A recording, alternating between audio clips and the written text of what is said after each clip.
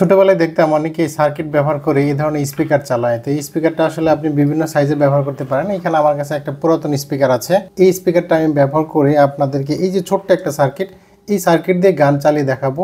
এই সার্কিটটা মাত্র 100 টাকায় বাজারে পাওয়া যায় এবং এই যে স্পিকারটা এটা কিন্তু অনেক সাউন্ড করে, মানে এই সার্কিট দিয়ে আপনি প্রচুর ভলিউম পাবেন এবং দুইটা স্পিকার ব্যবহার করা যাবে। তো আপনাদেরকে আগে আমি কানেকশনটা দেখিয়ে দিচ্ছি যে কোথায় আসলে কি কানেকশন কাজ করবে। এখানে দেখতে পাচ্ছেন এই যে এসপি, এটা দ্বারা বোঝাচ্ছে যে স্পিকারের পজিটিভ নেগেটিভ থাকে, অর্থাৎ স্পিকারে কিন্তু প্লাস মাইনাস থাকে। এটা আপনাকে মার্ক করে সংযোগ দিতে হবে, প্লাস এই পাশে মাইনাস। তো স্পিকারের দুইটা কানেকশন, এই পাশে স্পিকার আছে। দেখুন বাজারে একটা স্পিকার 1500-2000 টাকা দিয়ে যে সাউন্ড পাবেন সেই সাউন্ডটা কিন্তু এই 100 টাকার সার্কিট দিয়ে পাওয়া যায়। আর এটা হচ্ছে ইনপুট লাইন। ইনপুট লাইন মানে কি? ইনপুট লাইন মানে হচ্ছে আপনি এখানে কানেকশনটা কি দিয়ে দিবেন। যেমন এখানে আমি একটা 3.5 মিলিমিটারের যে জ্যাক আছে, এখানে মেল জ্যাক বলে, এই মেল জ্যাকটা কানেকশন দিয়েছি। অর্থাৎ এখানে অডিও জ্যাকটা কানেকশন দিতে হবে। মোবাইল থেকে আমি কানেকশনটা চালাবো, এই জন্য এখানে আপনি যে কোনো কম্পিউটারে চালাতে পারেন। এই কানেকশনটা আপনি যে কোনো জায়গায় চালাতে পারেন, এটা হয়তো আপনারা সবাই জানেন। তো এটা হচ্ছে ভলিউম রক। তো এইখানে ভলিউমটা বাড়ানো যাবে, কমানো যাবে।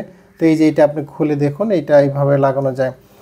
আর এইখানে 12 ভোল্ট কানেকশন দিতে হবে। এই যে উপরে দেখতে পাচ্ছেন এইখানে 12 ভোল্ট, এখানে মাইনাস এবং প্লাস দেওয়া আছে। এই পাশে প্লাস কানেকশন হয়, এই পাশে মাইনাস কানেকশন হয়। খুবই সিম্পল একটা সংযোগ, এত সিম্পল একটা সংযোগ যে আসলে আপনি নিজে না করলে বিলিভ করবেন না, আনবিলিভেবল। তো এইখানে হচ্ছে এই যে অডিও জ্যাকটা আমি এইভাবে নিয়েছি, এই যে অডিও জ্যাক, এটা হচ্ছে আমার অডিও জ্যাক।